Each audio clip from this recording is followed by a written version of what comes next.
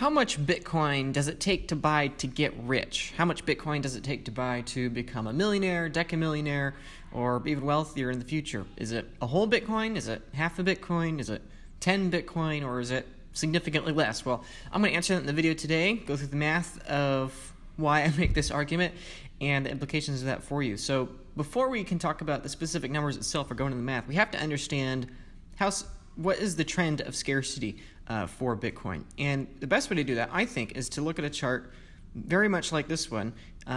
This one, we're going to be looking at Bitcoin's price in white and future supply from Bitcoin mining, issuance from Bitcoin mining, and then in green we have exchange balances. So what's happening right now is that Bitcoin price is being suppressed. This is nothing new. This is not a new excuse for Bitcoin being below an all-time high. This is true. This has been true now for over 5-6 years or so. Now that we have exchanges that are offering Bitcoin, these things inherently suppress price, and they've always suppressed price, sometimes more than others. This is, for example, with the FTX collapse, this is one of the things that caused them to collapse, is that they were creating paper Bitcoin out of thin air. And this is why I never had funds in FTX, and I encourage people to never put funds in FTX. And eventually it's why they collapsed, because they did not have the Bitcoin and the assets that were backing their paper claims to Bitcoin. And so this does have a benefit. To be honest, I'm selfishly happy because this means Bitcoin is significantly cheaper than what it would be if the balances on exchanges were lower. However, I don't think this is going to be lasting very long, and I expect it to accelerate. And the reason I expect that is because, again, if we look at this chart here, we see on a logarithmic scale, okay, not linear, but logarithmic, we see Bitcoin's price chart here in white. We see the first cycle here in 2011, we see a second one here in 2014, third one in 2017, late 2017, and then this fourth one that we're in right now. We can see a clear curve, and now this curve is most probably not going to flatten out in diminishing returns as many people think it's going to. I do think that in the future, whether that's 15 years from now, 10 years from now, or perhaps even less, maybe 8 or 5 years from now, at some point in the future, or perhaps longer, 20, 25 years, at some point that I don't claim to know, and nobody knows, I do think that returns would no longer diminish. Why? Because, again, if we look at supply here, we see this green line at the bottom. We had the peak, the complete peak of Bitcoin on exchanges here in March of 2020, in the pandemic chaos, when people were selling their Bitcoin, trying to get liquidity in US dollars as quick as they could. This was the very height, the very peak of Bitcoin's availability on exchanges or paper Bitcoin being created. And likewise, if we look at the orange line of mining issuance over time, we can see both of these things are trending down towards zero faster and faster. Even if we go at current rates for the next 5, 8, 10 years or so, both of these will approach zero, essentially. And supply and demand, as supply goes down and demand stays constant, the only thing that can happen with Bitcoin's case is that price goes up. And why is that? Well, what makes Bitcoin unique from other assets, and it's important to really emphasize this, is absolute scarcity and digital scarcity. The beauty of the computer, like I'm recording on right now, the beauty of the computer, the invention of the computer in the late 1940s, and then obviously mostly developing in the later half of the 20th century, the computer was significant because it was able to reproduce information extremely cheaply. You didn't have to do things by hand anymore. You didn't have to go through that laborious task. The beauty of computers was that it could reproduce information very quickly at scale. Moore's law, everything of that sort. And the beauty of Bitcoin is that it is digital scarcity. And see, that's one thing that people have trouble wrapping their head around. They think, well, because Bitcoin is basically a code, an algorithm, it's in computers and cyberspace, it's hard for us to understand. And we think, oh, so it must be infinitely replicable, just like everything else we do on our computers. And that's what's important to understand, that Bitcoin is resistant against that. Bitcoin is resistant against duplications of itself, and it's resistant against what's called, in the computer world, the double spend problem, the Byzantines problem. And ultimately what that means is that when you have supply going down and down, and simultaneously you have demand staying flat, or I would argue increasing into the future, that means that the only variable that can change is price. And so price influx upwards. When you have a house, or you have gold, or you have other commodities or securities or whatever, as demand increases for a given amount of supply, the incentive skyrockets to produce more supply. And that is what is crucial to understand when it comes to understanding Bitcoin, and it comes to understanding the distribution of how much Bitcoin it does take to get rich here. So if we look at the math here, let's just think things through. If we assume that this computational incentive structure survives, and it has survived for most of my life now, almost 15 years here. It's survived with no failure points and no clear risks of failure points into the future. It's been open source, so anyone that has possibly found an exploit has had over a dozen years to take advantage of the exploit. Nobody's been able to do that. And so if we assume it's going to survive into the future, and if we assume that Gresham's law, Metcalfe's law, and many other economic theories hold true, where money trends to one, and it trends to the money that is the most immutably scarce, among many other things, fungibility, portability, divisibility, etc., well, then we can assume Bitcoin is just going to continue to survive. And so how many nations are there in the world? How many people are there in the world? Well, let's take a look at that. There are roughly 200 nations today. I just rounded here as an example just because it depends who you ask, and it depends what country you ask, how many countries there are. But, some say 190, others say 210 or so. So if we just round at roughly 200 nations, obviously only about a tenth of those, or 20 nations, have the vast majority of all economic output. Then you have 334 million companies here. So just over a third of a billion companies. And we have today 5.3 billion adults. Now, I would argue in the future that the companies of the future are going to have more value, and there are going to be more companies in the future. And I would hope that there will be more people in the future. Our population is always growing, and assuming nothing bad happens, there will only be more people. So it's important to keep in mind these are 2023 numbers, and these numbers will probably shrink into the future. So again, let's take our model here, our chart. Actually, it's not a model. It's just looking into the past. Obviously, this purple line here predicting supply and exchanges is a guess or a projection, but the mining supply is not a projection. That's why it's a different color here. But if we just look at these, how many of both of these are there today? Well, there are 1.8 million Bitcoin left on exchanges, and there are roughly 1.6 million Bitcoin left to be mined. And it's important to keep in mind, likewise, while these numbers will be going up into the future, these numbers will be going down into the future incredibly quickly over the next 5-10 years or so. And now let's be realistic. Let's assume that governments only capture 50% of the coins. Now, this is just a number I picked out of thin air. Full disclosure, there's no way to be able to project how much of the reigning Bitcoins governments will be able to acquire, because on one hand, they are really slow and they're harder to move and adopt and transition than, let's say, the average company or the average person. However, simultaneously, they can print infinite currency. And so they might be able to print in their own allocation into Bitcoin. And this is something that's really important to mention for people, is that all this price volatility in Bitcoin is nothing compared to when governments get involved. Because if a government has the understanding that we need an allocation of this, they will be able to print and harvest wealth indirectly from companies and from their citizens via debasement and via inflation to acquire that Bitcoin. They've done that with gold in the past. They do that with real estate in the past. This is nothing controversial. This is nothing that requires a conspiracy theory. This is just basic incentives. If you have a government and they have an incentive to acquire the hard asset, they will dilute the weak asset exponentially, infinitely, to acquire it at the expense of their people. So really, it's not too absurd to assume that the government will get 50% of their remaining coins, and perhaps this is extremely pessimistic, or extremely optimistic, let's say. The government might get much more than 50%. And likewise, if we assume that companies, the Apples and Amazons and Facebooks of the world, get 25% of Bitcoin, and then average everyday people get 25%. So people saving for their retirement, people saving just for their everyday life.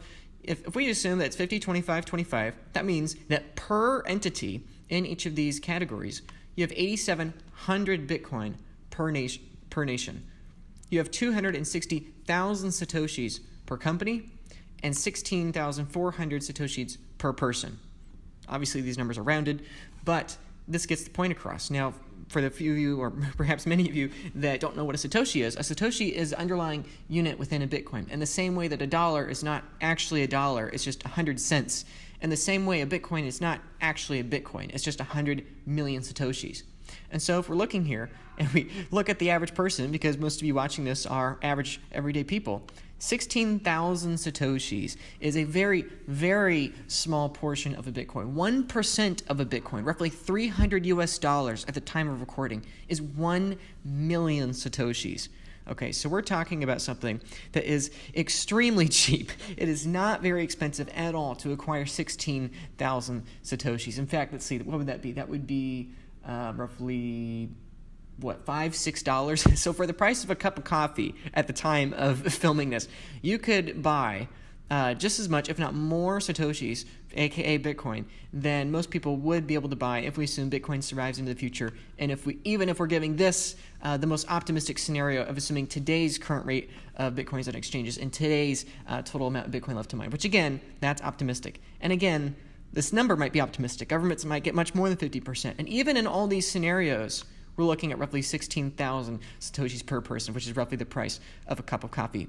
But it gets even more extreme, and here's why. Because it's not just about the average amount of Bitcoin per entity. You also have to consider a few other things. You have to consider that this is an equal distribution, but reality follows a Pareto distribution, and that's okay. This is one of the questions I get all the time. Is there a problem with Bitcoin because so much is going to be concentrated in a small number of hands? And I understand people's concerns with that, and this is a longer discussion for another time, but it's very different than wealth inequality within today's system. Because today, wealth inequality, or at least the mass majority of wealth inequality, results as distorting the rules, distorting the ledgers, and distorting the money of today's system.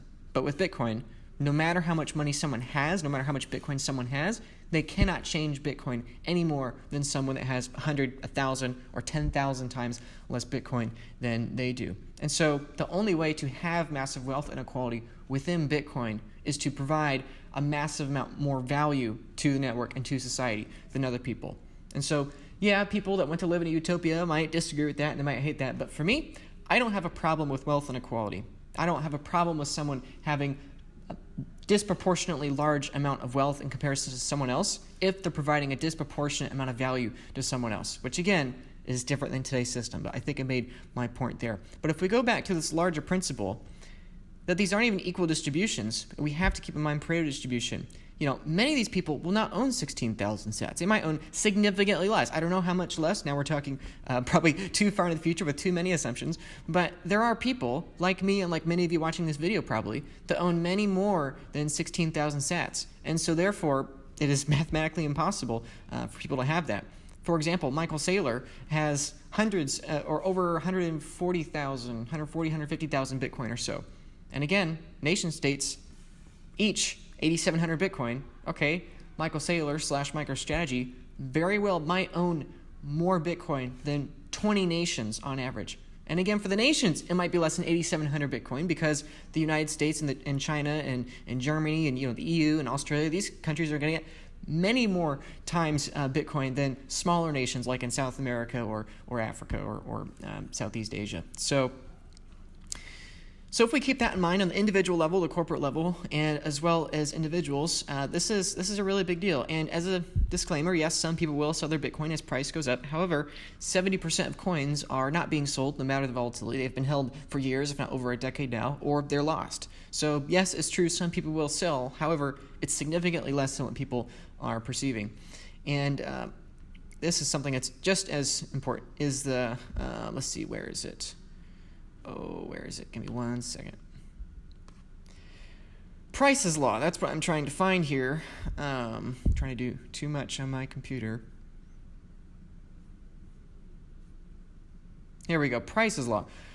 This is a comment someone put that I thought was very good. But the Price's law is even heavier, and half of the group's output is provided by the square root of group members. So what on earth does that mean? Well, we already looked at Pareto distribution here, which is a power law probability distribution. Again, you see the chart over here on the right. These charts, much like how wealth inequality, income inequality is in today's world, be the same under Bitcoin standard. But Price's law, as that comment was saying, is even more dramatic because now we're just not looking at a chart like that. That's basically the 80-20 rule for those of you that are familiar with that. But now we're also looking at the square root of users of that having half of the output. And so that's roughly 90,000 people, which is even more conservative because that's the 90,000 the square root of 8.1 billion or 8.2 billion. And they're really only 5.3 billion. So it's even less. The square root of 5.3 billion is significantly less than 90,000. So what's the ultimate point here?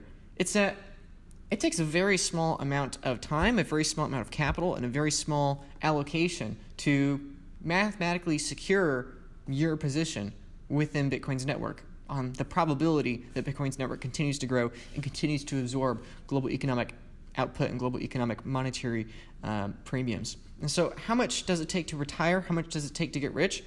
Well, I think for every person that is an individual question. I'm not going to put out a single number with that, but I think it's pretty safe to say that it's a significantly smaller number than what most people are perceiving. Again, 16,000 sats might not just be 16,000 sats might actually be even more dramatic than what that tweet is saying, because of Price's law, because of Power's law, and because it's not going to be an equal distribution. Just that's not how reality works. So 16,000 sats, 50,000 sats, 100,000 sats, these might be significant amounts of wealth in the future. I'm 24 years old. 40 years from now, I will be retirement age, or what most people consider retirement age, of 65 or so. I think it's entirely possible that by the time I'm 65, 40 years from now, that 20,000 sats, 50,000, or 100,000 sats is enough to have a fully funded retirement.